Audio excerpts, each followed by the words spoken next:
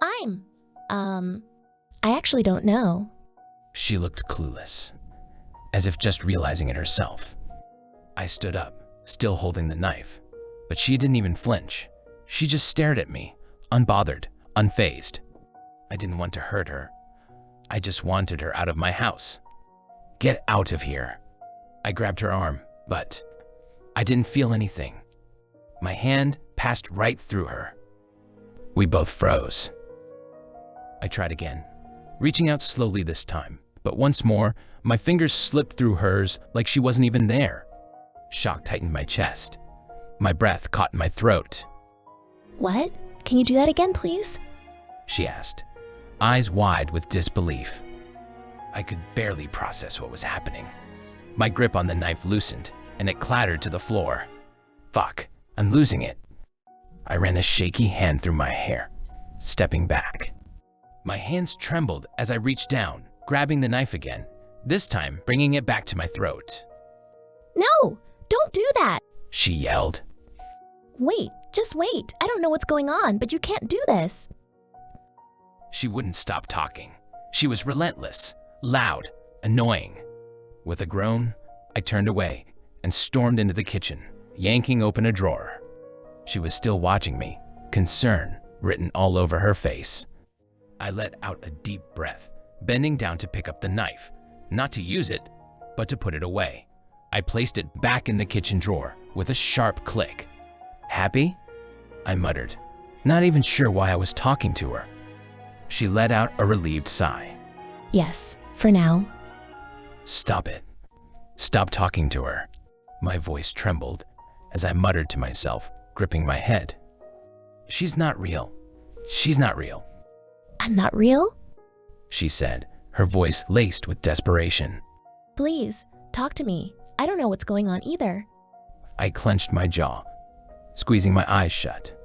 Okay, calm down, Miru. Take a deep breath. She's just a hallucination. Just breathe. But she wouldn't stop. She kept talking, kept asking questions, her voice growing louder, filling the empty spaces in my mind that I'd tried so hard to keep quiet. No, gosh, I'm going crazy, I whispered, stepping back, trying to escape her. But no matter how much distance I put between us, she was still there, watching, talking, existing. I covered my ears. Just stop talking, you're not real. But she was still there, panicking. My hands trembled as I fumbled with the phone, trying to call Dr. Kaito. She watched me, her eyes following every movement, as if she could sense my panic. I couldn't think straight. I dialed his number, the screen blinking with each press, as if time was moving too fast. The phone rang, and my breath hitched. Come on, pick up. Hello, Miru? It's 3:30 in the morning. Did something happen? His voice sounded groggy, like he had just woken up, and I could barely process his words. Yes, there's a girl in my house, I don't know her, and... I stuttered, my words coming out jumbled, not making any sense. The panic was drowning me. What? Can you repeat that? Dr. Kaito's voice sharpened. Miru, calm down. Let's talk about this during our session, okay? Same time. I'll be waiting. His words felt far away, muffled, as if I was hearing them underwater. But I couldn't calm down. I couldn't even think straight. My hands were shaking, slipping on the phone. I can't touch her. I can't. The words were out before I even realized it, and they sounded completely insane. I felt my mind unraveling with every passing second. The silence on the other end of the line felt deafening. Dr. Kaito didn't say anything at first, and I could feel his hesitation. Miru, I think you should rest. We'll talk later. I hung up the phone, throwing it onto the couch. I was shaking. I couldn't breathe. The girl was still standing there, watching me, like I was losing my mind, and maybe I was. Are you okay? Her voice was soft, almost caring, but it only made everything worse. Stop talking, okay? I snapped, my voice shaking as I collapsed onto the couch. My head felt like it was spinning, the room closing in on me. I tried to look away, not wanting to face her, not wanting to acknowledge her presence any longer. I'm losing it. I muttered, my hands shaking. I couldn't breathe, couldn't think straight. It was all too much. I tried to fight it, to stay awake, but my eyes grew heavy. The darkness crept in, and I couldn't hold on any longer. Before I knew it, I'd fallen asleep on the couch, and her cold stare lingering in my mind. Why are you late? She asked, her voice soft, but laced with frustration, though she was still trying to be kind. I've been waiting for you for too long now. I even cooked something. I stood there, frozen, the weight of the words I had to say feeling like a heavy burden pressing down on me. Sorry, Shira, I said, my voice trembling. I think we can't see each other anymore. We're moving out of this town. My mom got a job in the city, so I think we can't. It had been a year since we started meeting in secret. This bench under the tree, our little hideaway. We'd become the best of friends, the kind neither of us had ever had. But once we were back in school, back in town, we pretended like we were strangers. We had to. Don't you want me to be seen with you outside this place? We could meet up if you want, I asked. She hesitated, her eyes sad but understanding. You know my mom. Just like I said, she'll go crazy if I'm seen with a guy. You know how much I like you, Miru. I like your personality, but... She stopped, taking a deep breath, struggling to keep herself composed. I'll really miss you. I don't have anyone real, anyone I can be myself with. Once you leave, I won't have anyone left in this town. Her words hit me harder than I expected, and I could feel my heart breaking. She was right. We had become each other's refuge. The thought of never seeing her again, of losing the only real connection I had in this town, was unbearable. But there was nothing I could do. Promise me you'll write me letters? She asked. Of course, I said, trying to steady my voice. I'll write to you, Shira. I promise. Hey, mister, someone's knocking at your door. A voice called out, but I was still lost in my sleep. Mister, wake up. I looked at her, still there. The girl. She hadn't left. What? What time is it? I asked, squinting at my phone. It was already 1 p.m.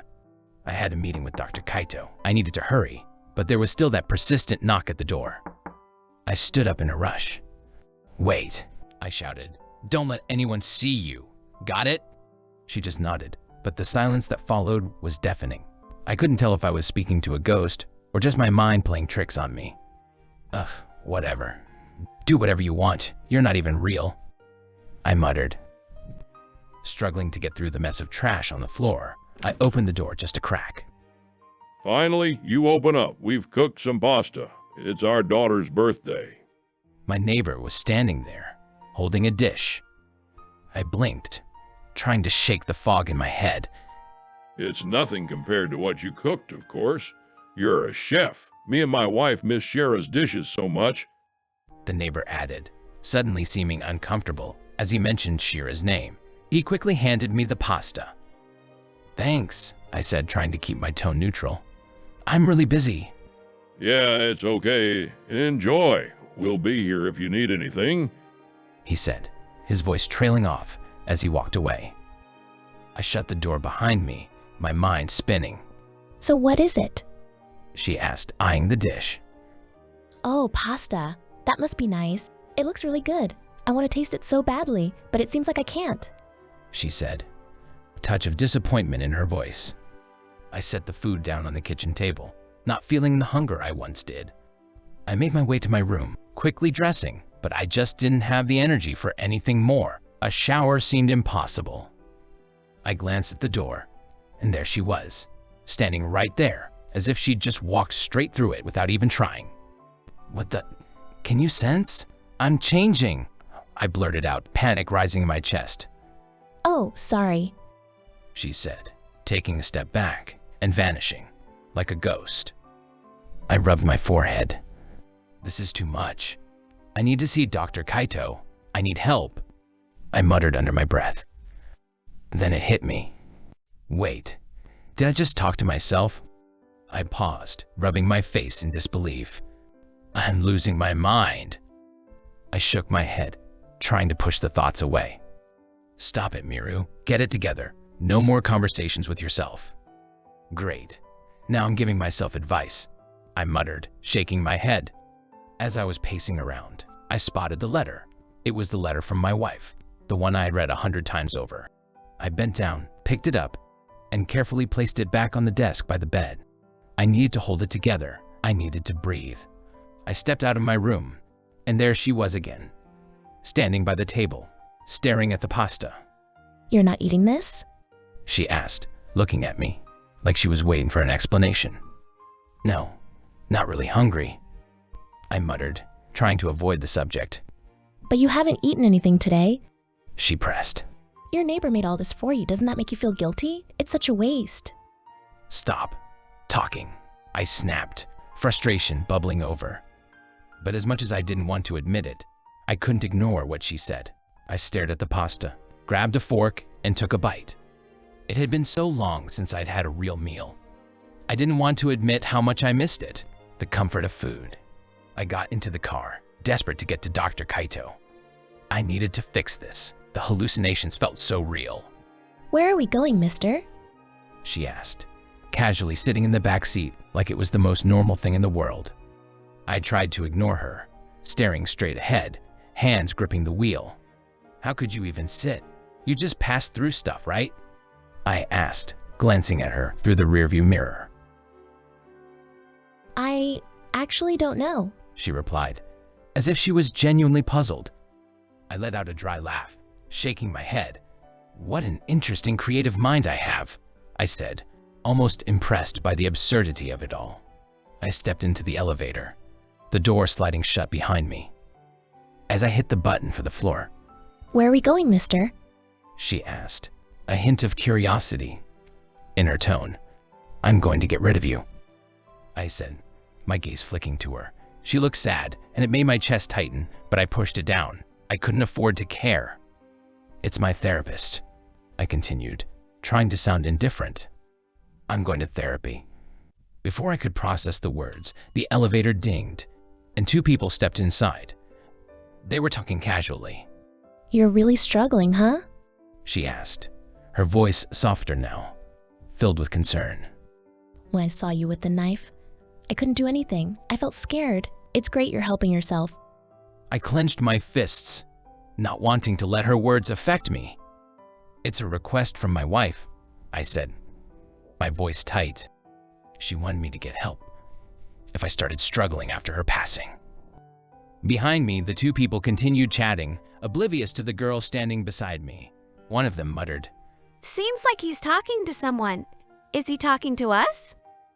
The realization hit me like a cold wave. They couldn't see her. She was only real to me. Got a problem? I snapped, eyes sharp. The elevator fell dead silent. The elevator dinged and stopped on the 4th floor.